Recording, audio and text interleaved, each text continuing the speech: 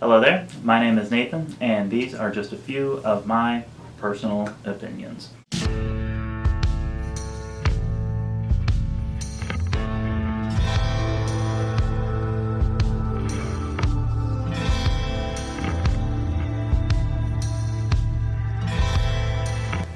Hello everyone, welcome back to Nate's Escapades, where the difference between an ordeal and an adventure is your attitude.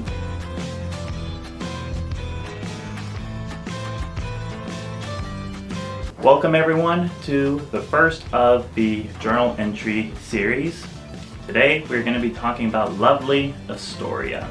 The first thing I want to mention with this city, Astoria, it is not an ordinary city. It is actually a very small city. The best way that I can describe Astoria is 80s in a time capsule. Whenever you go up and down the main street, it almost looks like you were walking back in time. The first time that I actually visited Astoria was actually while working in the Ocean Exploration Trust, and I was working as a crew member working in their video engineering department. If you want to check out the video that I did actually with visiting Astoria the first time, there is going to be a link in the description below.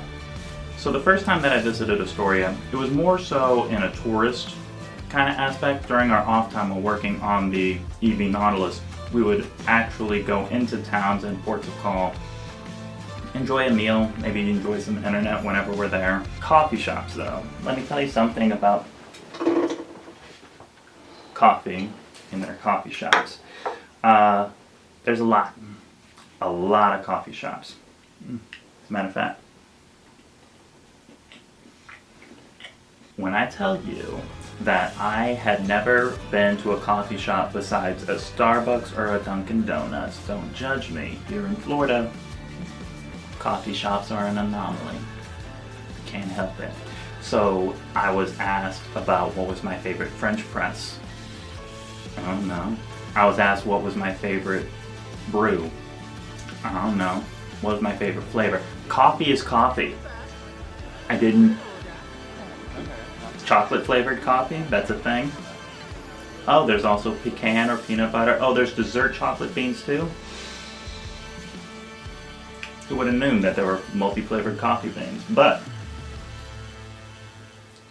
never experienced that before.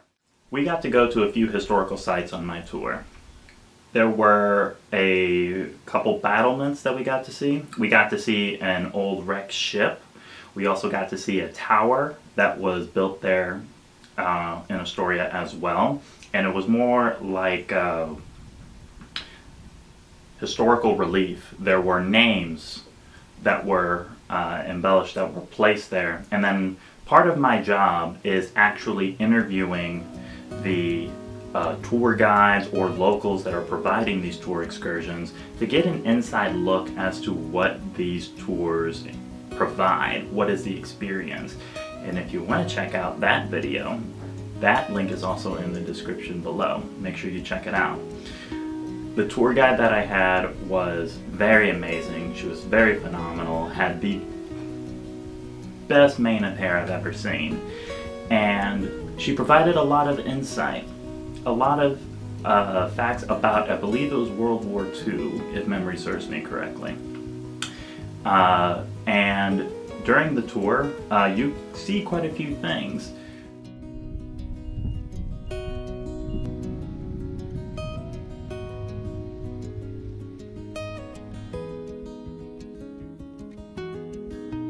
Overall, is Astoria worth it?